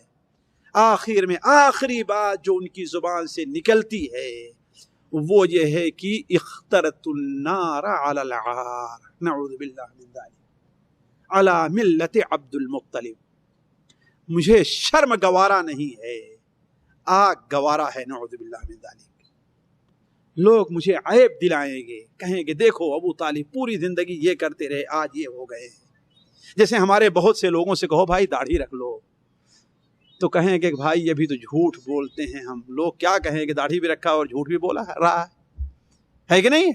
یعنی دو گناہ کرنا گوارا ہے لوگوں کو، دو گناہ کرنا، داڑھی بھی چلائیں اور جھوٹ بھی بولیں، فلم بھی دیکھیں اور داڑھی بھی چلائیں، دونوں گناہ گوارا ہے، لیکن دونوں میں سے ایک گناہ گوارا نہیں، ایک گناہ گوارا نہیں ہے۔ تو عرض کرنے کا مقصد انہوں نے کیا کہا کہ ہم نے آگ کو قبول کر لیا لیکن مجھے شرم دلائے یہ گوارا نہیں ہے۔ جب ان کی زبان سے یہ الفاظ نکلتے ہیں تو نبی کریم صلی اللہ علیہ وسلم ان کو ساتھ چھوڑ کر کے ہٹ گئے، حتیٰ کہ ان کی وفات جا کنی کا وقت تھا، لیکن نبی صلی اللہ علیہ وسلم نے وہاں پر، آپ صلی اللہ علیہ وسلم وہاں پر موجود نہیں رہے، بلکہ پھر آپ نے کہا بھی کہ میں تمہارے لیے دعائے مغفرت کرتا رہوں گا یہاں تک کہ اللہ تبارک و تعالی ہمیں منع کر دے. تو اس پر جو ہے سورہ توبہ کی آیت نازل ہوتی ہے. ما کان للنبی والذین آمنوا ان یستغفروا للمشرکین ولو کانوا اولی قربی. نبی کے لیے اور مؤمنین کے لیے یہ مناسب نہیں ہے کہ مشرکین کے لیے دعائے مغفرت کریں خواہ وہ رشتہ دار ہی ہوں. اور خصوصی طور پر ابو طالب کے بارے میں سورہ قصص کی وہ آیت نازل ہوتی ہے انک لا تہدی من احببت ولکن اللہ یہدی من یشاء. آپ جس کو چاہیں ہدایت نہیں دے سکتے. ساتھیو سیرت کے درس یہ سبق لینا چاہیے کہ کسی کو ہدایت دینا یا نہ دینا یہ کس کا کام ہے؟ نبی کے جب اختیار میں دوسرے کو اختیار کہاں سے مل سکتا ہے؟ انک لا تہدی من احببت. آپ جس کو چاہیں پسند کریں اس کو آپ ہدایت نہیں دے سکتے. البتہ اللہ جس کو چاہتا ہے ہدایت دیتا ہے. وہ عالم بالمہتدین. اور ہدایت کے راستے پر چلنے والے کے لائق کون سے لوگ ہیں اللہ تعالیٰ ان کے بارے میں جانتا ہے. تو عرض کرنے کا مقصد یہ ہے ساتھیوں کی شعب ابی طالب سے مکمل بائیکاٹ ختم ہونے کے بعد نبی کریم صلی اللہ علیہ وسلم کو جہاں ایک طرف سکون ملا دوسری طرف سکون چھن گیا کہ آپ کے چچا اور آپ کے چچا کے انتقال ہوئے. ابھی اس لیے کہ تقریباً رجب میں ان کا انتقال ہوا تھا. بعض روایت مطابق ابھی 3 مہینہ بھی نہیں گزرے تھے کہ اسی سال رمضان میں نبی کریم صلی اللہ علیہ وسلم کی سچی وزیر, سب سے زیادہ آپ کی مونس و غمخوار, نبوت سے پہلے اور نبوت کے بعد آپ کی سب سے زیادہ مدد کرنے والی ام المؤمنین حضرت خدیجہ الکبریٰ رضی اللہ تعالی عنہا بھی اس دنیا سے چلی گئی. بعض مؤرخین نے جبکہ سیرت کی کتابوں میں, پرانی سیرت کی کتابوں میں اور حدیث میں اس کا ذکر کہیں نہیں آیا ہے. البتہ متأخرین مؤرخین نے, بہت سے لوگوں نے اس سال کا نام کیا رکھا ہے؟ عام الحزن, یعنی غم کا سال. غم کا سال رکھا ہے اس لیے کہ نبی کریم صلی اللہ علیہ وسلم پاس پے در پے یہ 2 چیزیں آئی اور اس کے بعد اور بھی قریش کی ایذا اور تکلیف کے اندر اضافہ ہو گیا. جب یہ دونوں, اس لیے کہ ساتھیوں دیکھیے میں ہمیشہ اس نقطے پر میں غور کر رہا تھا کہ ایک آدمی ہے باہر چاہے جتنا پریشان رہے لیکن شام کو جب گھر آتا ہے تو اس کو تسلی اور اطمینان دینے والا کوئی ہو, سکون دلانے والا کوئی ہو, اس کی صحیح خدمت کرنے والا کوئی ہو, اس سے صحیح محبت کرنے والا کوئی ہو تو پورے دن کا غم اسے بھول جایا کرتا ہے نا. اب نبی کریم صلی اللہ علیہ وسلم باہری طور پر آپ کی مدد کرنے والے جو تھے ابو طالب وہ بھی نہیں رہ گئے اور جو اطمینان اور سکون دلانے والی گھر کے اندر حضرت خدیجہ رضی اللہ تعالیٰ عنہا تھی وہ بھی نہیں رہ گئی. لہذا آپ کو دونوں طرف سے پریشانی لاحق ہوئی, دونوں طرف سے. اسی لیے بعض مؤرخین نے اس کو غم کا سال لکھا ہے اور وہ حق بجانب ہے. اس میں پہلی طرف یہ کہ باہر کے میدان میں کفار اور مشرکین آپ کو مزید تکلیفیں دینا شروع کر دیے اور یہی سبب بنا ہے نبی کریم صلی اللہ علیہ وسلم کے مکہ چھوڑ کر کے طائف جانے کا. جیسا کہ اگر آج موقع ملا تو اس کا ذکر, ورنہ اگلی مجلس میں اس کا ذکر ہوتا ہے. آپ کے جانے کا موقع ملا ہے. اور دوسری وجہ یہ بنی ہے کہ دن بھر آپ پریشان رہے اور شام کو جب آپ گھر واپس آتے تھے تو آپ کو گھر میں اطمینان اور سکون دلانے والا کوئی نہیں رہ گیا تھا. یعنی ہر طرف سے میدان کیا ہے؟ خالی نظر آیا. اسی لیے بعد سچے آپ کی مطابقت کرنے والی عورتوں نے, جن میں حضرت عثمان ابن مظعون کی بیوی کا ذکر آتا ہے کہ آپ کے اس غم اور تکلیف کو انہوں نے محسوس کیا, اس پریشانی کو محسوس کیا اور آپ کے پاس آتی ہیں اور کہتی ہیں اے اللہ کے رسول آپ شادی نہیں کریں گے, آپ شادی نہیں کریں گے. تو کہا کوئی مناسب عورت ہے؟ تو انہوں نے کہا کہ ہاں بیوہ عورت بھی ہے اور کنواری لڑکی بھی ہے, آپ کس سے شادی کرنا چاہتے ہیں؟ کہا وہ کون کون سی ہیں؟ کہا اولاً تو آپ کے اوپر ایمان لانے والی حضرت سودا بنت زمعہ ہیں جن کے شوہر مسلمان ہوئے تھے اور ان کا انتقال ہو گیا ہے. ان کا نام سکران تھا, ان کا انتقال ہو گیا ہے. ایک تو وہ ہیں اور دوسرے آپ کے سب سے پیارے اور محبوب ساتھی بیٹی عائشہ بنت ابی بکر ہیں. تو انہوں نے کہا کہ جاؤ ان دونوں کو پیغام دو. آپ صلی اللہ علیہ وسلم نے فرمایا جاؤ ان دونوں کو پیغام دو. آپ صلی اللہ علیہ وسلم کا پیغام لے کر جب حضرت ابوبکر کے گھر پہنچتی ہیں اور انہیں خوشخبری سنائی کہ ساری دنیا کی نعمت تمہارے گھر میں آ جا رہی. کہا وہ کیسے؟ کہا اس لیے کہ اللہ کے رسول صلی اللہ علیہ وسلم عائشہ سے شادی کے لیے راغب. اس وقت ہے عائشہ کی عمر صرف 6 سال کی تھی. عائشہ کی عمر کیا تھی؟ صرف 6 سال کی تھی. حضرت ابوبکر نے کہا کہ وہ تو ہمارے بھائی ہیں, یہ ان کے بھائی کی بیٹی ہے. آپ نے کہا کہ نہیں, وہ میرے لیے جائز ہے. ہمارے دینی بھائی ہیں, حقیقی بھائی نہیں ہیں. اس کی وجہ ساتھیوں ایک قصہ لمبا ہے, وہ ذکر کروں تو بہت وقت لگے گا, کہ نبی کریم صلی اللہ علیہ وسلم کو خواب میں, صحیح بخاری شریف میں 3 بار آپ کو دکھایا گیا. حضرت عائشہ ایک ریشم کے کپڑے میں ان کی تصویر لپٹی ہوئی ہے اور فرشتہ لا کر دکھاتا ہے خواب میں کہ یہ آپ کی بیوی ہے. اس لیے آپ صلی اللہ علیہ وسلم اس پر راضی ہو گئے تھے کہ ہاں بھائی انہیں شادی کا پیغام بھیجا جائے. تو حضرت ابوبکر راضی ہو گئے, ان سے نکاح ہو گیا. البتہ رخصتی 3 سال کے بعد مدینہ منورہ میں ہوئی ہے. اور حضرت سودا کے پاس جاتی ہیں, ان سے ذکر کرتی ہیں, تو حضرت سودا بھی راضی ہو گئی اور کہا میرے باپ سے ذکر کیجیے. ان کے باپ سے زمعہ سے جب ذکر کیا گیا, اور یہی زمعہ ابن اسود ہیں جنہوں نے وہ مقاطعہ, وہ جو پروانہ تھا جس کو پھاڑنے کے اندر مدد کی تھی, تو وہ بھی راضی ہو گئے اور دونوں کی شادی ہو گئی. البتہ ابھی رخصتی 1 سال کے بعد ہوئی ہے. حضرت سودا بنت زمعہ کا بھائی باہر کہیں گیا ہوا تھا, آتا ہے تو بڑا ناراض ہو رہا ہے اور کہا یہ کیسے ہوگا, جو ہمارے مخالف ہیں, ہمارے خداؤں کو برا بھلا کہتے ہیں, انہیں اپنی بہن کیسے میں دے دوں. اور مسلمان ہونے کے بعد بہت افسوس کیا کرتے تھے کہ میں پاگل تھا, پاگل بیوقوف تھا, مجھے پہلے ہی راضی ہو جانا چاہیے, میں اعتراض کیوں کر رہا تھا اس شادی کے اوپر. تو عرض کرنے کا مقصد کہ حضرت سودا, حضرت ابو طالب اور ان دونوں کے انتقال کے بعد نبی کریم صلی اللہ علیہ وسلم کے اوپر یہ مشکل اور پریشانی کے وقت ہوئے, اور اسی سال آپ صلی اللہ علیہ وسلم 10 نبوی کے اندر آپ صلی اللہ علیہ وسلم نے حضرت سودا حضرت عائشہ سے شادی کی. ساتھیوں یہ حالات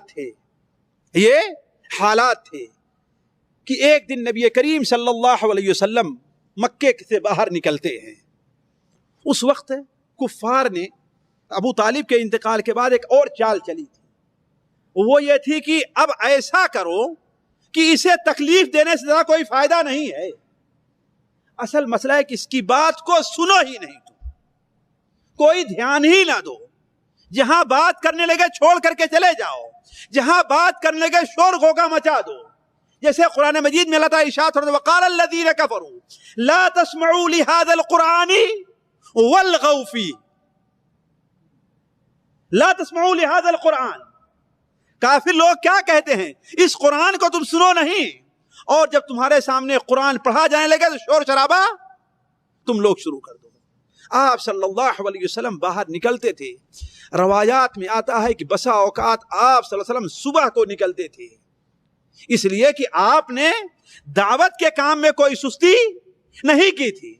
جہاں کہیں بھی اکیلے بھی لوگوں کو دعوت دے رہے ہیں, بھرے مجمع بھی دعوت دے رہے ہیں, بازار میں بھی دے رہے ہیں, لوگوں کا دروازہ کھٹکھٹا کر کے بھی آپ دعوت دے رہے ہیں. جس کو پہچانتے ان کو بھی دعوت دے رہے ہیں, جن کو نہیں پہچانتے ان کو بھی دعوت دے رہے ہیں, حتیٰ کہ جس کے بارے میں معلوم ہے یہ دعوت قبول کر لے گا اس کو بھی دعوت دے رہے ہیں, اور جس کے بارے میں معلوم کہ دعوت قبول نہیں کرے اسے بھی آپ دعوت دے رہے ہیں. بسا اوقات آپ صبح کو نکلتے تھے تو شام کو آتے تھے تو آپ کی آواز سننے والا کوئی ایک آدمی بھی نہیں ملتا. اسی حالات میں ایک دن آپ صلی اللہ علیہ وسلم نکلے. سیرت ابن ہشام کے اندر یہ حدیث, یہ قصہ موجود ہے کہ کسی بیوقوف نے نبی کریم صلی اللہ علیہ وسلم کے طاق میں تھا کوئی بیوقوف, اور کیچڑ اس نے اور مٹی جمع کی ہوئی تھی. آپ صلی اللہ علیہ وسلم کا ادھر سے گزر ہوتا ہے کہ اس بدبخت نے آپ کی بات سننے کے بجائے کیا کیا کہ پوری مٹی اور کیچڑ آپ کے اوپر ڈال دیا, جو آپ کے سر, چہرے اور پورے کپڑے پر آپ کے پڑ گئی. آپ صلی اللہ علیہ وسلم ظاہر بات اس حال میں اب باہر جانے کا کوئی موقع نہیں تھا. واپس گھر پر آتے ہیں. گھر آنے کے بعد آپ کی ایک بیٹی شاید حضرت زینب ہیں, آپ کی بیٹی حضرت زینب ہیں, آپ صلی اللہ علیہ وسلم کے سر پر سے مٹی کو دور کر رہی تھی. مٹی کو دھوئے جا رہی تھی اور روئے جا رہی تھی. آپ صلی اللہ علیہ وسلم نے کہا کہ اے بیٹی رو نہیں، فَإِنَّ اللَّهَ مَانِعٌ أَبَاكَ، اس لیے کہ اللہ تبارک و تعالیٰ تیرے باپ کو کبھی رسوا اور ضائع نہیں کرے گا. تیرے باپ کی اللہ تعالیٰ مدد کرے گا. اور پھر اسی وقت افسوس کے ساتھ آپ کہتے رہے کہ جب تک ابو طالب زندہ تھے قریش مجھے وہ ایذائیں اور وہ تکلیفیں نہیں دے سکے جو ان کے انتقال کے بعد دینا شروع کر دیے ہیں. تو اس طریقے سے آپ صلی اللہ علیہ وسلم نے جب یہ سمجھ لیا کہ شاید مکہ کی زمین کے اندر جتنے لوگ مسلمان ہونے والے تھے اب مسلمان ہو گئے ہیں، اب زیادہ لوگ مسلمان نہیں ہوں گے. مکے میں جتنے سبزے اگنے والے تھے اب اگ چکے ہیں اور باقی زمین کیا ہے، اب بنجر ہے، یہاں کوئی سبزہ اگنے والا نہیں ہے. مکے کی زمین میں جتنے ہیرے تھے وہ ہمارے پاس آ گئے ہیں. اب مکے کے اندر جتنے صدف ہیں بغیر موتیوں کے ہیں، کسی میں موتی نہیں ہے. لہذا نبی کریم صلی اللہ علیہ وسلم نے سوچا کہ اس شہر سے نکل کر کے کسی اور شہر کی طرف جانا چاہیے. اور مکہ مکرمہ کے سب سے زیادہ قریبی جو شہر تھا وہ کون شہر تھا؟ طائف تھا، جو آج بھی 100 سے 80 کلومیٹر کی دوری پر ہے. 100 سے 80 کلومیٹر کی دوری پر طائف ہے. اور ظاہر بات مشہور ہے، پرانا بھی اس کا نام وہی تھا اور آج بھی اس کا نام وہی ہے. یہ چند شہر ہیں عرب کے جو اپنے نام پر باقی ہیں، ورنہ سارے شہروں کے نام کیا ہیں، تبدیل ہو گئے ہیں. جیسے ہمارے اور آپ کے ہاں شہروں کے نام بدلتے رہا کرتے ہیں، لیکن طائف کا نام اب بھی طائف ہے جیسے اس زمانے میں طائف تھا. آپ صلی اللہ علیہ وسلم شوال میں، اس لیے کہ رمضان میں حضرت خدیجہ کا انتقال ہوا تھا، رجب میں حضرت ابو طالب کا انتقال ہوا تھا، تو شوال کے مہینے میں آپ صلی اللہ علیہ وسلم 10 نبوی شوال میں آپ نے طائف کا ارادہ کیا اور مکے والوں کو معلوم ہو گیا کہ طائف جا رہے ہیں. بعض روایتوں میں ذکر ہے کہ آپ کے ساتھ آپ کے غلام زید ابن حارثہ بھی تھے، منہ بولے بیٹے زید ابن حارثہ بھی تھے. اور بعض روایات میں ہے کہ آپ اکیلے اور پیدل گئے ہیں. آپ شوال میں وہاں سے نکلے، آپ صلی اللہ علیہ وسلم پہنچے طائف. طائف میں پہنچ کر کے نبی کریم صلی اللہ علیہ وسلم نے اولاً طائف کے سرداروں کا قصد کیا. وہاں بات نہیں بنی تو بازار میں آپ گئے، پھر طائف کے سرداروں کے پاس آئے. لیکن ایک آدمی بھی پورے شہر میں روایات کے مطابق 10 دن آپ طائف میں رہے ہیں. اور ظاہر بات طائف اس وقت الغات اس سے کچھ بڑا رہا ہوگا. 10 دن میں شاید کوئی گھر آپ نے نہ چھوڑا ہو، کوئی بازار آپ نے نہ چھوڑا ہو، کوئی مجلس آپ نے نہ چھوڑی ہو جہاں پر آپ صلی اللہ علیہ وسلم پہنچے نہ ہو. ایک صحابی ہیں، ان کی روایت صحیح ابن خزیمہ مسند احمد میں ہے، خالد العدوانی. وہ بیان فرماتے ہیں کہ میں نے اللہ کے رسول صلی اللہ علیہ وسلم کو مشرق ثقیف میں دیکھا. مشرق ثقیف کے ایک بازار کا نام ہے جو طائف کے مشرقی جانب تھا، کہ آپ صلی اللہ علیہ وسلم ایک عصا کا سہارا لے کر کے کھڑے ہوئے تھے اور آپ وہاں پر لوگوں کو دعوت دے رہے تھے، اور اس دعوت میں آپ سورہ والسماء والطارق کی تلاوت کر رہے تھے. والسماء والطارق وما ادراک ما الطارق النجم الثاقب ان كل نفس لما عليها حافظ فلينظر الانسان مما خلق من ماء دافق يخرج من بين الصلب والترائب انه على رجعه لقادر. آپ صلی اللہ علیہ وسلم طارق، جس کے اندر اللہ تعالیٰ کی وحدانیت، اللہ تعالیٰ کی قدرت اور قرآن کی حقانیت، والسماء ذات الرجع والارض ذات الصدع انه لقول فصل وما هو بالهزل. اور کفار کی مکاری اور آپ کے کو جو تکلیف دی جائے اس کا بھی ذکر ہے اس سورت کے اندر. آپ یہ سورت پڑھ کر کے لوگوں کو یہ سورت پڑھ کے لوگوں کو نصیحت کر رہے تھے. حضرت خالد العدوانی کہتے ہیں کہ میں جب مشرک تھا اس وقت بھی ہم نے اس سورت کو یاد کر لیا تھا، کاش کہ اس وقت میں اسلام قبول کر لیا ہوتا. کاش کہ اس وقت میں مسلمان ہو گیا ہوتا، اور اسلام لانے کے بعد بھی اس سورت کو میں پڑھ رہا ہوں۔ کہا کہ میں آپ کی باتوں کو بہت غور سے سن رہا تھا کہ اتنے میں دور سے مجھے ایک شخص دیکھتا ہے، اور وہ مکے کا رہنے والا تھا، اس لیے کہ آپس میں آنا جانا، حتیٰ کہ شادی بیاہ کا بھی تعلق قائم تھا طائف کے اور مکہ کے درمیان۔ اور اس کے ساتھ کیا دیکھتا ہوں کہ ایک آدھ ثقیف کے رہنے والے ہیں، وہ مجھے بلاتا ہے، کہا یہاں آؤ۔ کہا کیا کہہ رہے ہو؟ کہا کہ ماشاءاللہ یہ جو کچھ کر رہا ہے، ہم نے پوری صورت لوگوں کو سنا دی، وہ سمائے و طارق پوری صورت ہم نے ان کو سنا دی۔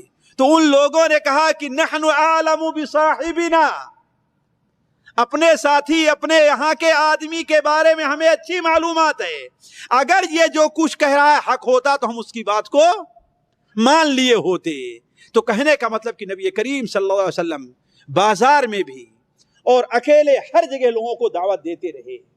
بعض الفاظ آپ کے دعوت کے نقل کیے ہوئے، ان میں سے کچھ الفاظ وہ بھی ہیں جو آپ صلی اللہ علیہ وسلم ثقیف کے سرداروں کے پاس گئے۔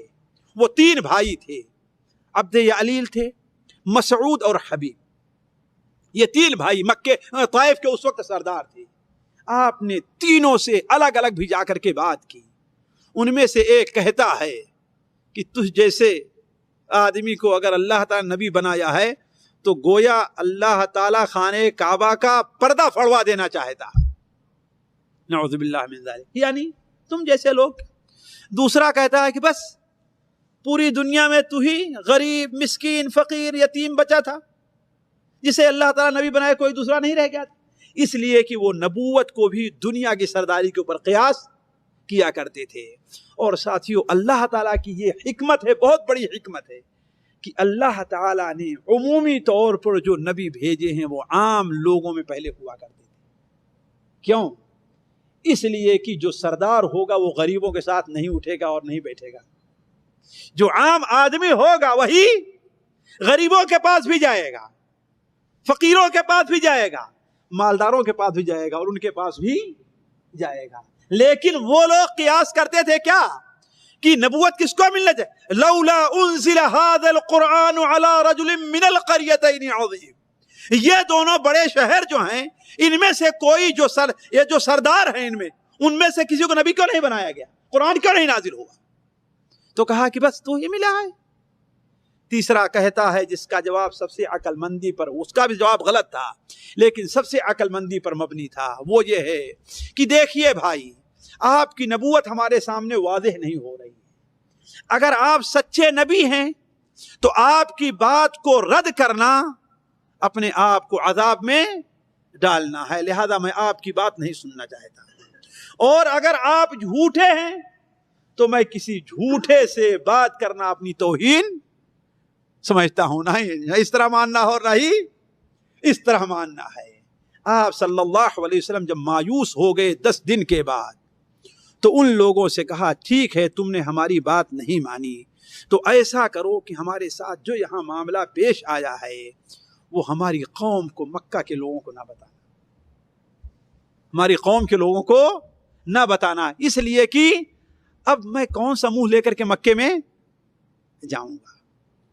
لیکن ان بدبختوں نے ایسا کیا ساتھیوں، لیکن یہ بتا دوں یہ کوئی صحیح روایت نہیں ہے، البتہ سیرت کے اندر بہت مشہور ہے کہ انہوں نے اوباشوں اور لونڈوں اور غلاموں کو آپ کے پیچھے لگا دیا اور آپ کو پتھریں مار مار کر کے وہ جو آپ رخصت ہوئے تو آپ کے پاؤں کو زخمی کرتے رہے، یہ ایک روایات میں آتا ہے، اور یہ کوئی بعید نہیں ہے، اس لیے کہ جس کا کوئی سہارا بظاہر دنیا میں نہیں ہوتا اس کی کوئی قدر دنیا کے اندر نہیں کی جاتی، جس کو کوئی دفاع کرنے والا طرف نہیں ہوتا ہے اسے جو چاہتا ہے وہ تکلیفیں دیا کرتا ہے۔ آپ صلی اللہ علیہ وسلم ان کے پاس سے رخصت ہوئے، پریشان ہو گئے تھے، تھک گئے تھے، اور اگر یہ روایت صحیح ہے کہ آپ کو پتھر مار رہے تھے، ظاہر بات آپ کے تھکنے کے اندر پریشان ہونے میں کوئی شبہ ہی نہیں ہے کہ آپ صلی اللہ علیہ وسلم جا رہے تھے تو کیا دیکھتے ہیں کہ سامنے ایک باغ ہے، اور ساتھیوں یہ وہی راستہ تھا، آج بھی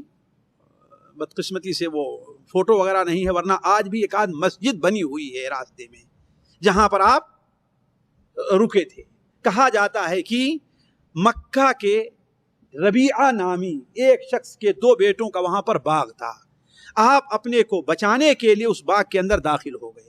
اس لیے کہ اس وقت جو باغ رہا کرتے تھے, بلکہ ہم نے اپنے بچپن میں بھی دیکھا ہے, رہا کرتے تھے کہ باغ کے سامنے کیا ہے, ایک چاروں طرف سے ایک دیوار بنا دیا کرتے تھے لوگ, تاکہ اول حفاظت رہے, دوسرے پردے وغیرہ کا بھی اہتمام رہے. تو آپ اس باغ میں داخل ہو کر کے ایک درخت کے نیچے بیٹھ گئے, بلکہ بیٹھنے سے پہلے آپ صلی اللہ علیہ وسلم 2 رکعت نماز پڑھی, اور آپ وہاں پر بیٹھ کر کے سستا رہے تھے. تو اس باغ کے جو دونوں مالک تھے انہوں نے آپ صلی اللہ علیہ وسلم کو دیکھا, ظاہر بات مکہ گئے تھے, آپ کو پہچان لیا. تو خود تو نہیں آئے, لیکن عداس نامی ان کا ایک نصرانی غلام تھا, اس کے ذریعے ایک تھالی میں دھو کر کے کچھ انگور بھیج دیے, کہا کہ جاؤ دے دو اسے کھانے کے لیے. عداس, حافظ ابن حجر رحمہ اللہ علیہ سوا میں یہ تحقیق نقل کرتے ہیں کہ ہاں عداس مسلمان ہوا تھا, اس لیے میں اس واقعے کا یہاں پر ذکر کر رہا ہوں کہ وہ لے کر کے آئے اور آپ صلی اللہ علیہ وسلم کے سامنے پیش کیا. تو آپ نے کھانے سے پہلے کیا فرمایا؟ بسم اللہ. اس نے کہا کہ یہ کلمہ کیا تم کہہ رہے ہو؟ یہاں تو کسی سے ہم نے نہیں سنا یہ کلمہ بسم اللہ کہتے ہوئے کھانے سے پہلے. تو کہا کہ میں اللہ کا نبی ہوں, اللہ نے مجھے نبی بنا کر کے بھیجا ہے. تم کہاں کے رہنے والے ہو؟ تو کہتا ہے کہ میں نینوا کا رہنے والا ہوں. کہا اچھا, جو اللہ کے بندے یونس ابن متہ کا جو شہر تھا, آپ نے جب یونس ابن متہ کا نام لیا تو کہتا تمہیں کیسے معلوم, آپ کیسے جانتے ہیں؟ تو کہا کہ وہ ہمارے بھائی ہیں, میں بھی اللہ کا نبی ہوں اور وہ بھی اللہ تعالیٰ کے نبی تھے. اور یونس علیہ السلام کا قصہ جب اس کے سامنے آپ نے رکھا تو آگے بڑھ کر کے آپ کے ہاتھ کو, آپ کے پیر کو چومنا اس نے شروع کر دیا. اب اس کے جو دونوں مالک تھے یہ دیکھ کر کے گھبرا گئے کہ یہ کیا معاملہ ہوا. چنانچہ اسے بلایا, یہاں جاؤ, یہ کیا کر رہے ہو؟ کہا کہ اس نے یہ بات بتائی ہے جو نبی کے علاوہ کوئی دوسرا نہیں بتا سکتا. کہا کہ نہیں, جو ہے تمہارا دین ان کے دین سے بہتر ہے, نعوذ باللہ من ذالک. علی کل حال آپ صلی اللہ علیہ وسلم وہاں سے رخصت ہوئے. آپ کا رخ مکے کی طرف تھا. یہی بات کہہ کر کے میں اپنی بات کو بند کرتا ہوں, پھر آگے چلے گا. آپ صلی اللہ علیہ وسلم وہاں سے رخصت ہوئے. ساتھیوں دیکھیں, اس نقطے کے اوپر ذرا آپ لوگ غور کر لیں, ہر آدمی اس کو سمجھ سکتا ہے کہ آپ اپنے گھر سے بھاگیں, اپنے گھر سے آپ نکل جائیں, آپ ہفتے 10 دن 15 دن 20 دن غائب رہیں, اور پھر خالی ہاتھ, کہیں سہارا نہ ملے, آپ گھر میں داخل ہونا چاہیں, کتنی شرمندگی آپ کو ہوگی. سوچیں, آپ اس نقطے کے اوپر غور کریں, کتنی شرمندگی ہوگی. کہ کچھ امید لے کر کے انسان باہر جاتا ہے نا, ناراض ہو کر کے گئے کہ ہاں میں جا رہا ہوں, مجھے یہاں مل جائے گا.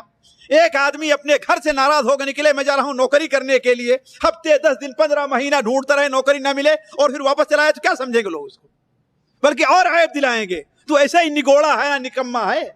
اگر کسی لائق ہوتا تجھے کچھ ملتا کہ نہیں ملتا. تو نبی کریم صلی اللہ علیہ وسلم کو جو سب سے غم تھا, سب سے بڑی پریشانی اور الجھن تھی, وہ یہ تھی کہ اب میں کون سا منہ لے کر کے مکے میں جاؤں گا. لیکن ساتھیوں ہمیں یہ نہیں بھولنا چاہیے کہ اللہ تبارک و تعالی 7ویں آسمان پر تشریف فرما ہے اوپر, وہاں سے اپنے بندوں کے مکمل حالات کی خبر رکھتا ہے. اللہ تعالیٰ اپنے مومن بندوں کو کبھی ضائع نہیں کرتا ہے.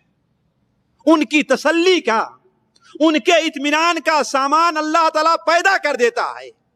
چنانچہ اس سفر کے اندر اور اس کے بعد کے ایام میں 3 ایسے حادثات پیش آئے جس نے نبی کریم صلی اللہ علیہ وسلم کی دھاڑ بڑھا دی, اور آپ مزید جذبے سے اور جوش سے اور محنت کر کے دین کی تبلیغ کرنا شروع کر دی. پہلا مرحلہ کیا پیش آیا ساتھیوں؟ آپ صلی اللہ علیہ وسلم بڑے ہی غمگین تھے, اور آپ میں سے کوئی شخص جس کے اوپر بڑا غم طاری ہو اور سفر کرنے لگے تو اسے اندازہ ہوگا کہ وہ میلوں طے کر لیتا ہے, اسے کچھ ہوش نہیں رہتا کہاں جا رہا ہے. یہ اگر کسی آدمی پر ایسے حالات آئیں, میں تجربے کی بات کر رہا ہوں ساتھیوں, ایسے حالات پیدا ہوتے ہیں. آپ صلی اللہ علیہ وسلم چلے جا رہے تھے, آپ کو کچھ احساس نہیں کہ میں کہاں جا رہا ہوں, یہاں تک کہ آپ اس جگہ پہنچ گئے جہاں آج مسجد میقات ہے. اس جگہ پہنچ گئے جہاں آج مسجد میقات ہے، قرن منازل، وہاں پر پہنچے تو آپ کو اوپر سے کچھ آواز سنائی دیتی ہے. یہ حدیث بخاری اور مسلم کے اندر ہے ساتھیوں، یہ حدیث بخاری اور مسلم میں ہے. آپ کو ایک آواز سنائی دیتی ہے، آپ اوپر دیکھتے ہیں، اوپر کی طرف تو اوپر ایک بدری نے آپ کو سایہ کیا ہوا. یہ دیکھیے آپ صلی اللہ علیہ وسلم کی، اللہ تعالیٰ اطمینان. محمد آپ پریشان کیوں ہیں صلی اللہ علیہ وسلم؟ آپ کا مقام تو یہ ہے کہ اگر طائف کے لوگ آپ پر پتھر برسا رہے ہیں تو اللہ تعالیٰ کی مخلوق آپ کے اوپر سایہ کر رہی ہے، آپ کیوں پریشان ہو رہے ہیں؟ آپ صلی اللہ علیہ وسلم کہتے ہیں کہ میں دیکھتا ہوں کہ ایک بدلی نے میرے اوپر سایہ کیا ہے، اور اسی بدلی میں مجھے حضرت جبرائیل دکھائی دیتے ہیں. بدلی میں ہمیں حضرت جبرائیل دکھائی دیتے ہیں اور کہتے ہیں کہ اور مجھے پکارتے ہیں اور کہتے ہیں کہ اللہ تبارک و تعالی نے، تمہاری قوم نے تمہیں کیا جواب دیا ہے. اللہ تبارک و تعالی نے ان کا جواب اور ان کی بے ادبی سن لی ہے. یہ دیکھیے آپ کو مکے جانے میں الجھن اور پریشانی ہے، یہ دیکھیے پہاڑ کا فرشتہ حاضر ہے، اللہ تبارک و تعالی نے اسے بھیجا ہے. پہاڑ کا فرشتہ آپ سے سلام کرتا ہے اور سلام کرنے کے بعد کہتا ہے کہ اے محمد، اللہم صلی اللہ محمد، اگر آپ چاہیں تو مکہ کے دونوں پہاڑ، جو صفا پہاڑی ایک طرف اور اس طرف جو کوہ کان ہے، ان دونوں کو ملا دے اور مکے کے ساری آبادی کو پیس کر کے رکھ دے. ہمارے یہاں یہ جو طائف کے بارے میں اس کو ملاحظہ کرتے ہیں، یہ بات غلط ہے، اس لیے کہ طائف والوں سے آپ کو کوئی بڑی شکایت نہیں تھی، وہ تو غیر تھے ہی. اصل شکایت کس کو تھی؟ آپ کو اپنے. اسی لیے اخشبین کا لفظ ہے بخاری شریف میں، اور اخشبین انہی دو پہاڑوں کو کہا جاتا ہے لغت کے اندر. تو کہا کہ اللہ تعالیٰ نے مجھے بھیجا ہے، اور کہا اگر وہ اجازت دیں تو ان دونوں پہاڑوں کو ملا دو تاکہ مکے کی ساری آبادی پس کر کے رہ جائے. آپ صلی اللہ علیہ وسلم نے فرمایا کہ لا بل ارجو ان یخرج اللہ من اصلابہم من یعبد اللہ وحدہ لا شریک لہ. میں امید رکھتا ہوں کہ اگر یہ لوگ میرے اوپر ایمان نہیں لے آ رہے ہیں تو اللہ تعالیٰ ان کی نسل سے ایک ایسی قوم پیدا کرے گا جو صرف اللہ تعالیٰ کی عبادت کرے گی. اور آپ کی یہ امید صحیح نکلی کہ مکے کے اندر کفر اور کافر باقی نہیں رہ گئے. فتح مکہ کے بعد کفر اور کافر باقی نہیں رہ گئے. یہ آپ کے لیے بڑے اطمینان کا معاملہ تھا کہ اگر دنیا کے لوگ میری حفاظت نہیں کر رہے ہیں تو جو دنیا کی حفاظت کرنے والا ہو میرے ساتھ ہے. وہاں سے آپ صلی اللہ علیہ وسلم کو اطمینان ہوا اور آپ چلتے ہیں مکے کی طرف.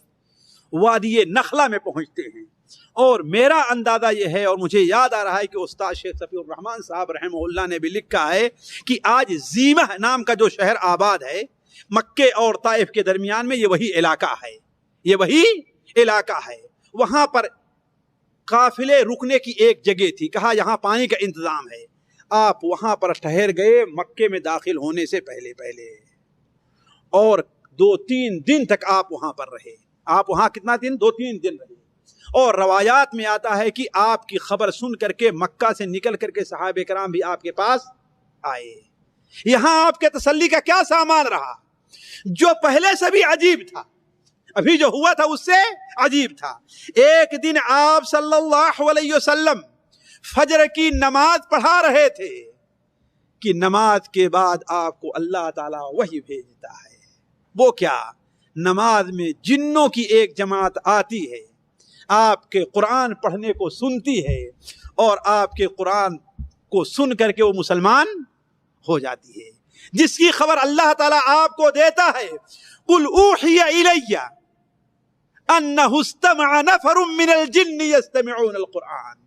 تو قرآن مجید میں 2 جگہ اس کا ذکر ہے کہ اللہ کے رسول صلی اللہ علیہ وسلم کو اللہ تعالیٰ حکم دیتا ہے کہ آپ لوگوں سے بتا دیجئے کہ میرے پاس یہ وحی آئی ہے کہ جنوں کی ایک جماعت نے قرآن سنا اور مسلمان ہو گئے. اور ساتھیوں اسی واقعے کے اندر ایک آیت کے اندر اللہ تعالیٰ نے نبی کریم بہت بڑا آپ کے سکون کا بہت بڑا سبب ہے. وہ سبب کیا ہے؟ اللہ تعالیٰ جنوں ہی کی زبانی کیا بیان فرماتا ہے؟ وَمَن لَا يُجِبْ دَاعِيَ اللَّهِ فَلَيْسَ بِمُعْجِزٍ فِي الْأَرْضِ وَلَيْسَ لَهُ مِن دُونِهِ أَوْلِيَاءُ أُولَٰئِكَ فِي ضَلَالٍ مُّبِينٍ. أُولَٰئِكَ فِي وَمَن لَا يُجِبْ دَاعِيَ اللَّهِ فَلَيْسَ بِمُعْجِزٍ فِي الْأَرْضِ. اور جو اللہ تعالیٰ کے داعی یعنی محمد صلی اللہ علیہ وسلم کی بات کو قبول نہیں کرتا ہے، وہ یہ نہ سمجھے کہ ہاں دین کو مٹا کر کے رکھ دے گا. نہیں، اللہ تعالیٰ کو عاجز کرنے والا کوئی نہیں ہے. یعنی اس دعوت کو پھیلنے سے روکنے کی طاقت کسی کے اندر نہیں پائی جا رہی ہے. یہ دعوت پھیل کر کے رہے گی، آگے بڑھ کر کے رہے گی، اور پوری دنیا تک یہ دعوت پھیل جائے گی. وَمَن لَا يُجِبْ دَاعِيَ اللَّهِ فَلَيْسَ بِمُعْجِزٍ فِي الْأَرْضِ. تو یہ دوسرا آپ صلی اللہ علیہ وسلم کے لیے سکون اور اطمینان تھا. یہیں پر آپ صلی اللہ علیہ وسلم سے آپ کے غلام حضرت زید ابن حارثہ کہتے ہیں کہ اے اللہ کے رسول صلی اللہ علیہ وسلم، طائف کے لوگوں نے جو آپ کے ساتھ یہ بے ادبی کی ہے، آپ کو یہ تکلیفیں دی ہے، آپ ان کے لیے دعا کیوں نہیں کرتے؟ بد دعا ان پر کیوں نہیں کرتے؟ آپ صلی اللہ علیہ وسلم نے فرمایا کہ میں ان کے لیے بد دعا کرنے نہیں آیا ہوں. مطالبہ ہے کہ آپ بد دعا کیجئے، لیکن نبی کریم صلی اللہ علیہ وسلم ان کے لیے دعائیں کرتے ہیں کہ اے اللہ تبارک و تعالیٰ، یہ نادان ہے، یہ جانتے نہیں میں کیا ہوں، میری حقیقت کو نہیں جانتے، آپ کیا ہیں، آپ کی اہمیت کو نہیں جانتے. اے اللہ تعالیٰ، بجائے اس کے کہ ان کو تو ہلاک کر، اے اللہ تعالیٰ ان کے دلوں کو تو کھول دے. حافظ جالندھری کہتے ہیں یہ فرما کر نبی نے ہاتھ اٹھا کر ایک دعا مانگی، خدا کا فضل مانگا، خوب تسلیم و رضا مانگی، دعا مانگی الہی قوم کو چشم بصیرت دے، الہی رحم کر ان پر انہیں نور ہدایت دے، جہالت ہی نے رکھا ہے صداقت کے خلاف ان کو، بیچارے بے خبر انجان ہیں کر دے معاف ان کو، فراخی ہمتوں کو روشنی دے ان کے سینوں کو، کنارے پر لگا دے ڈوبنے والے سفینوں کو، الہی فضل کر کوثار طائف کے مکینوں پر، الہی پھول برسا پتھروں والی زمینوں پر. اس کے بعد نبی کریم صلی اللہ علیہ وسلم وادی نخلا سے اپنے ساتھیوں کے ساتھ رخصت ہوتے ہیں. لیکن ابھی جو سب سے اہم مسئلہ تھا، اسی پر میں اپنی بات کو ختم کر رہا ہوں، سب سے اہم مسئلہ تھا کہ مکے میں داخل کیسے ہوں. اس لیے کہ مکے میں اب آپ کی طرف سے دفاع کرنے والا آپ کا کوئی سہارا نہیں تھا. تو آپ صلی اللہ علیہ وسلم آ کر کے کہاں پر ٹھہر گئے؟ جہاں پر آج جبل نور ہے، جس میں غار حرا واقع ہے. آپ وہیں پر ٹھہر گئے اور مکے میں مطعم بن عدی کے پاس بھیجا کہ ہاں مجھے پناہ دو تاکہ میں آگے بڑھوں. اب نبی کریم صلی اللہ علیہ وسلم کا مکے میں داخلہ، یہ مجلس آپ کے سامنے اگلی مجلس میں آپ کے سامنے رکھی جائے گی. اللہ تبارک و تعالیٰ سے دعا ہے کہ اللہ تعالیٰ ہمیں اور آپ کو نبی کریم صلی اللہ علیہ وسلم کی سیرت کو پڑھنے اور اس سے عبرت حاصل کرنے کی توفیق عطا فرمائے. اللہ تعالیٰ ہمیں آپ کو نبی کریم صلی اللہ علیہ وسلم کی سیرت سے محبت اور ہمارے دلوں میں اس کا لگاؤ پیدا کر دے. اللہ تعالیٰ اللہ کے رسول صلی اللہ علیہ وسلم اور صحابہ کرام جنہوں نے دین کے لیے اتنی محنتیں کی کہ دین ہمارے اور آپ کے سامنے اتنے واضح انداز میں آیا ہے، اللہ تبارک و تعالی ہم تمام مسلمانوں کی طرف سے اللہ تعالیٰ انہیں بہترین بدلہ عطا فرمائے. اللہ تعالیٰ ہمارا اور آپ کا یہاں پر جمع ہونا قبول فرمائے. اس مجلس کو اللہ تعالیٰ خاص اپنے لیے بنائے. یہاں جمع ہونے کی برکت سے اللہ تعالیٰ ہمارے اور آپ کے گناہوں کو معاف کر دے. ہم میں جو لوگ پریشان ہیں اللہ تعالیٰ ان کی پریشانی کو دور کر دے. جو لوگ قرض دار ہیں اللہ تعالیٰ ان کے قرض کو ادا کر دے. جو لوگ بیمار ہیں اللہ تعالیٰ ان کی بیماری کو دور فرما دے. آج ہماری اس مجلس میں جو ہر مجلس میں آیا کرتے تھے ایک ساتھی یا دو، وہ ایکسیڈنٹ میں ان کو تکلیف اور چوٹ پہنچی ہے، اللہ تبارک و تعالیٰ انہیں شفا عطا فرمائے. اللہ تبارک و تعالیٰ انہیں جلد جلد شفاء کامل عطا فرمائے. سبحانک اللہم و بحمدک، اشہد ان لا الہ الا انت، استغفرک و اتوب الیک.